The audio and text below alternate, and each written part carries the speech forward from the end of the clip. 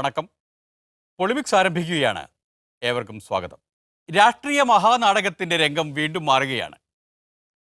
കഴിഞ്ഞ രംഗത്തിലെ വില്ലൻ ഈ രംഗത്തിൽ നായകനാവുന്നതും നായകൻ വില്ലനാവുന്നതുമെല്ലാം എത്ര എളുപ്പമാണെന്ന് ഇപ്പോൾ കാണാം.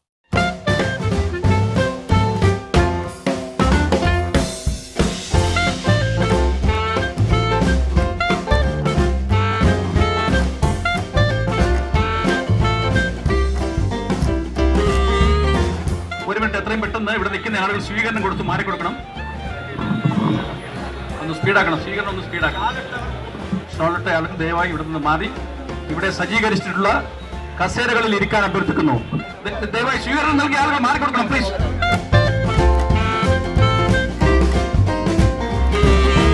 മാധ്യമ പ്രവർത്തകർ ഒഴികെ മറ്റാരും ഈ വേദിയുടെ മുൻവശം നിൽക്കരുത്. ദയവായി വീണ്ടും വീണ്ടും അഭ്യർത്ഥിക്കുന്നു.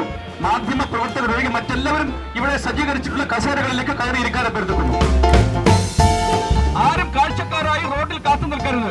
മാധ്യമ സുഹൃത്തുക്കൾ ഒഴികെ മറ്റെല്ലാവരും ഇവിടെ നിന്ന് ഈ മുൻവശത്ത് നിന്ന് മാറി നിൽക്കണം. നിങ്ങൾ ചാനലുകാരുടെ മുമ്പിൽ നിന്ന് മറക്കരുത്. ഷോളിട്ട് മാറിക്കൊള്ളുക.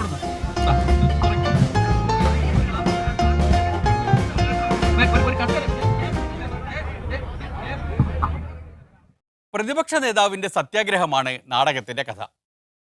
ചോദ്യപേപ്പർ ചോർച്ചയ്ക്കെതിരായ സത്യാഗ്രഹം. KPCCയുടെ മുൻ പ്രസിഡന്റും സമരം നടക്കുന്ന സ്ഥലത്തെ MLAയുമായ K. മുരളീധരൻ രംഗപ്രവേശം ചെയ്യുന്നത് ഇപ്പോഴാണ്.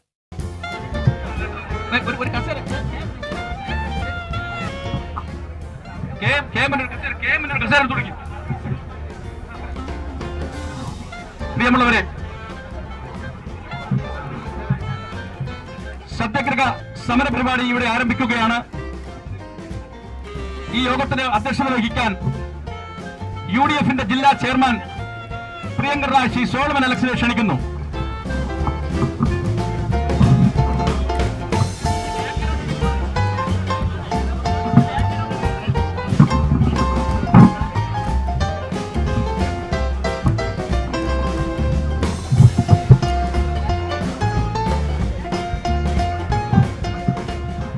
ഒരു നിമിഷം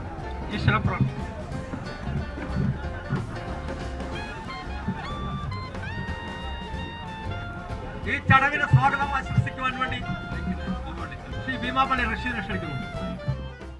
ബഹുമാന്യരുടെ നിരയിൽ ഒരു കസേര കിട്ടാതെ കുറച്ചു നേരം തിരിഞ്ഞു കളിച്ച K. മുരളീധരനെ പിന്നീട് കാണാതായി. KMനൊരു കസേര കൊടുക്കൂ എന്നാരോ വിളിച്ചു പറയുന്നത് കേട്ടു. എന്നാൽ ഇരുന്നിടത്ത് നിന്ന് എഴുന്നേറ്റ് KPCCയുടെ മുൻ പ്രസിഡന്റിനെ ഒന്ന് ഇരുത്താൻ ആരെയും കണ്ടില്ല. അതാണല്ലോ കോൺഗ്രസ്. നമ്മുടെ മുൻ വിദ്യാഭ്യാസ മന്ത്രി ശ്രീ അബ്ദുൾ റബ്ബ് ഇവിടേക്ക് കടന്നു വരുന്നുണ്ട്. ഞാൻ അദ്ദേഹത്തെ സ്വാഗതം ചെയ്യുകയാണ്.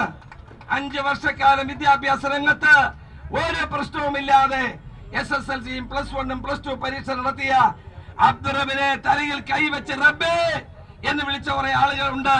ഇപ്പോൾ എന്തുകൊണ്ട് രവീന്ദ്രനാഥിനെ എന്നെ പറ്റി ആളുകൾ ആരോപണം ഉന്നയിക്കുന്നു?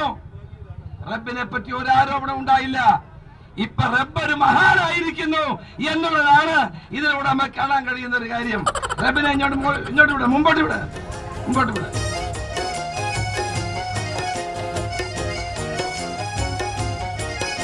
അള്ളാഹുവിന്റെ പേരാണ് റബ്ബ് എന്ന് പറഞ്ഞാൽ ദൈവത്തിന്റെ പേരുള്ള റബ്ബ് 5 വർഷം ഇവിടെ വിദ്യാഭ്യാസ മന്ത്രിയായിരുന്നപ്പോൾ ഒരു ചോദ്യപേപ്പറും ചോർന്നില്ല. അന്ന് വിദ്യാഭ്യാസ രംഗത്ത് ഒരു കലാപങ്ങളും ഉണ്ടായിരുന്നില്ല. ചോർന്നില്ല എന്ന് പറയുന്നത് ശരിയാണ്. എന്നാൽ കലാപങ്ങൾ ഉണ്ടായിരുന്നില്ല എന്ന് പറയുന്നത് തെറ്റും. അന്ന് കലാപങ്ങളുടെ ഒരു പെരുങ്കളിയാട്ടമായിരുന്നു. ചെന്നിത്തല അത് മറന്നാലും അബ്ദുൾ റബ്ബിന് മറക്കാനാവില്ലല്ലോ. ബഹുമാന്യനായ രമേശ് ചെന്നിത്തലക്ക് ഓർമ്മ ഉണ്ടാകും. നമ്മൾ കോഴിക്കോട് കലോത്സവം നടത്തി അതിൻ്റെ ട്രോഫി കൊടുക്കുന്ന അന്ന് നമ്മുടെ സിനിമാ നടന്മാരും നടികളും നമ്മുടെ രാഷ്ട്രീയ നേതാക്കന്മാരും MLAമാരും ഒക്കെ ഇരിക്കുന്ന സ്റ്റേജിൽ ഞാൻ എൻ്റെ അധ്യക്ഷ പ്രസംഗം നടത്തുമ്പോൾ DYFIക്കാരൻ ചാടി കയറി. അവിടെ അന്നേരം തന്നെ DYSP ഉണ്ടായതുകൊണ്ട് അവനെ പുറത്തിറക്കി. എന്തിനാ ചെയ്തത് ആർക്കും അറിയില്ല. എന്തായിരുന്നു ആ കാലം? പച്ച ബ്ലൗസ്, പച്ച ബോർഡ്, പച്ച ചോര, പച്ച ചോറ്, എന്തൊക്കെയായിരുന്നു ആരോപണങ്ങൾ. എന്തായാലും അബ്ദുൾ റബ്ബ് ഇപ്പോൾ മഹാനാണ്. മൂന്നാം മുണ്ടശ്ശേരിയേക്കാൾ ഉയരത്തിലാണ്. നമ്മുടെ ശ്രീ അബ്ദുൾ റബ്ബ് അബ്ദുറബിന് ഇത്രയും മഹത്വം ഉണ്ടെന്നുള്ളത് ഇപ്പോഴാണ് കേരളത്തിലെ ജനങ്ങൾ ബോധ്യപ്പെടുത്തിയത്. നേരത്തെ സത്യം പറഞ്ഞ ഞാനും അബ്ദുറബും തൊട്ടപ്പുറം ഇപ്പുറമുള്ള സീറ്റിലാണ് നിയമസഭയിൽ ഇരുന്നത്. അടുത്തിരുന്ന് എനിക്ക് പോലും പിടികിട്ടില്ല ഈ വിവരം. പക്ഷേ അബ്ദുറഹബ് എത്രയോ മഹാനായിരിക്കുന്നു. പഴയ നാടൻ കഥയിലെ കടത്തുകാരനില്ലേ, തോണിയിൽ കയറുന്ന സ്ത്രീകളെ മുട്ടോളം വെള്ളത്തിൽ ഇറക്കി വിട്ടിരുന്ന കടത്തുകാരൻ്റെ കഥ. അയാൾ മരിച്ച ശേഷം പിന്നീട് വന്ന കടത്തുകാരൻ അരയോളം വെള്ളത്തിൽ ഇറക്കി വിടാൻ തുടങ്ങിയപ്പോഴാണ് പഴയ കടത്തുകാരൻ ഇതിനേക്കാൾ മഹാനായിരുന്നു എന്ന കാര്യം നാട്ടുകാർക്ക് മനസ്സിലായത്. അങ്ങനെയാണ് രവീന്ദ്രനാഥൻ മാഷ് ഇപ്പോൾ അബ്ദുർ റബ്ബിനെ മഹാനാക്കി കൊടുത്തത്. ഈ വേദിയിലും സദസ്സിലും വന്നെത്തിയിട്ടുള്ള പ്രമുഖ നേതാക്കന്മാർ ഞാൻ പലരുടെയും മുഖത്ത് നോക്കുകയാണ്. എല്ലാവരും വിദ്യാർത്ഥി രംഗത്തുകൂടി വന്നവരാണ്. എല്ലാം വിദ്യാഭ്യാസ മേഖലയിലൂടെ വന്നവരാണ്. കേരളത്തിന്റെ രാഷ്ട്രീയ ആധിപത്യം ആ നിലയിൽ കയ്യിൽ വന്നിട്ടുള്ള ആളുകളാണ്. പരീക്ഷ എന്ന് കേൾക്കുമ്പോ ഇവർക്കെല്ലാവർക്കും അറിയാം അതിന്റെ പൊതുവികാരം. അതു കറക്റ്റ്.